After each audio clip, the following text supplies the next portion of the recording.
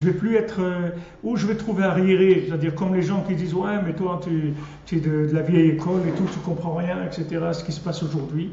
Ou bien je vais être dans du virtuel, c'est-à-dire dans quelque chose qui n'a aucun rapport avec la réalité. Alors que Dieu c'est de la réalité, c'est une réalité journalière. Et cette réalité, il faut se préparer à la vivre tous les jours. Alors Rabbi Nachman, ce qu'il préconise pour tout le monde, sans exception, que ce soit des enfants ou des adolescents ou des adultes ou des personnes âgées, ça ne change rien. Pour tout individu sur terre, c'est le dialogue avec Dieu directement dans sa langue maternelle. Ce dialogue-là, il va permettre d'actualiser, si vous voulez, le vrai par rapport à la vie. Parce qu'il y a des choses qui sont vraies, mais qui n'ont plus de rapport avec la vie. Elles sont vraies, elles ont été vraies. Comme l'exemple que je donne, si vous prenez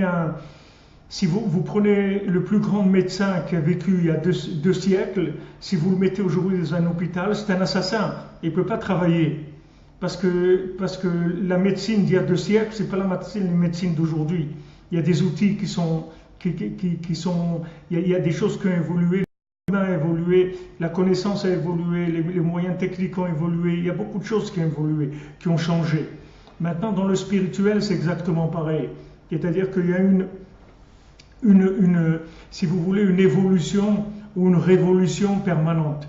Et Rabbi Nachman, c'est un précurseur de cette mentalité-là. C'est-à-dire, lui, il parle du dialogue avec Dieu. Pourquoi ? Pour ne pas sombrer dans de la connaissance qui n'est plus actuelle. Quand une connaissance n'est plus actuelle, elle est morte. Les gens, ils appellent l'hébreu la langue morte. Pourquoi ils appellent l'hébreu la langue morte ? Parce que eux, ils comprennent pas l'hébreu. Et ils pensent que l'hébreu, c'est ce qui se parlait à l'époque de la Bible.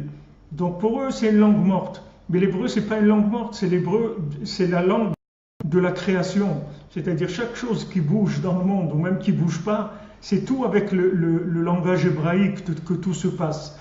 Tout ce qu'il y a dans le monde, c'est tout animé avec les lettres de l'alphabet hébraïque. C'est vraiment la seule langue qui n'est pas morte dans le monde.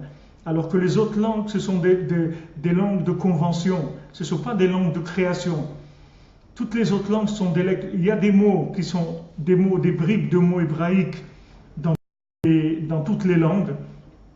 Vous trouverez dans toutes les langues des traces de mots hébraïques, mais il y a beaucoup de mots dans les langues qui sont des conventions entre les individus, c'est tout. Ils ont décidé d'appeler telle chose comme ça, ils l'ont appelé comme ça, c'est tout.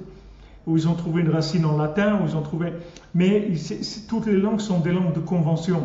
Donc l'hébreu, c'est une langue de création, c'est pas une langue de convention, c'est une langue vivante. C'est elle qui fait vivre le monde. C'est-à-dire Hachem, il utilise le Lashon HaKodesh, l'hébreu, pour entretenir, pour faire vivre le monde, pour créer, pour procréer, pour faire tout ce qu'il y a dans le monde.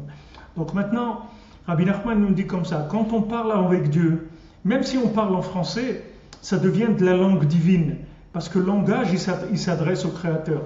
Du moment où mon langage, c'est de parler avec le Créateur, mon langage, il devient divin. C'est-à-dire que quand il y a une discussion avec le Créateur, ça marche dans les deux sens. C'est-à-dire que moi, je m'adresse à Dieu, mais je reçois aussi quelque chose de Dieu, du fait que je m'adresse à lui. Quand je parle avec Dieu, je reçois aussi quelque chose de Dieu. Et qu'est-ce que je reçois de Dieu ? Je reçois la vie. Je reçois la vie, c'est-à-dire l'actualisation, si vous voulez, du potentiel terrestre. Tout ce qu'il y a sur Terre, c'est un potentiel, c'est tout. C'est pas une finalité. C'est un potentiel. Ça peut être orienté d'un côté, ça peut être orienté d'un autre. Ça peut bouger tout le temps. Et c'est tout le temps en mouvement. Donc chaque jour, on a besoin que toutes nos références, elles soient adaptées à la vie. Que ce ne soient pas des références mortes.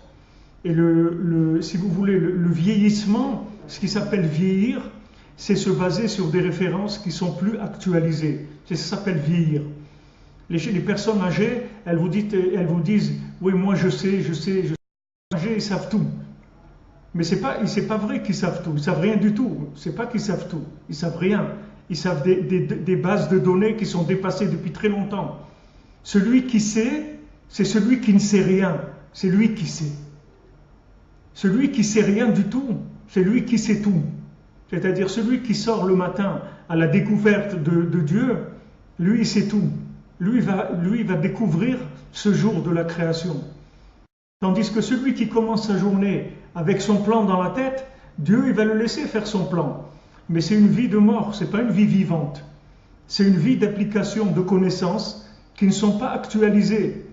Alors maintenant, si cette connaissance elle a un jour ou deux, une semaine, à la limite ça peut tenir un peu, mais si cette connaissance elle a 10 ans ou 20 ans ou 30 ans ou 40 ans, elle n'est plus du tout d'actualité. C'est-à-dire la personne elle n'est plus du tout comme elle n'est plus dans le jeu du tout. Elle n'est plus dans le jeu de ce qui se passe. Et c'est ce qui fait toute la déformation qu'il peut y avoir dans la vie, tous les échecs, toute la tristesse, toute la solitude, toute l'amertume, toute la haine, toutes ces choses-là, elles naissent que de ça. Elles naissent du décalage entre l'écrit, comment il a été compris par l'homme, et son application dans le vécu. Et les gens, ils ont envie d'appliquer des choses qu'ils savent, parce qu'ils disent, mais moi j'ai appris des choses, pourquoi j'ai appris tout ça? Vous savez pourquoi vous avez appris tout ça? À quoi ça sert d'apprendre des choses? Si maintenant ça sert à rien, autant rien apprendre du tout. Non, on a besoin de savoir des choses. Mais tout ce qu'on sait, c'est pour nous aider à réaliser ce qu'on va vivre aujourd'hui. Ce qu'on va vivre aujourd'hui, on va utiliser notre connaissance au service du vécu. Et pas la vie au service de ma connaissance.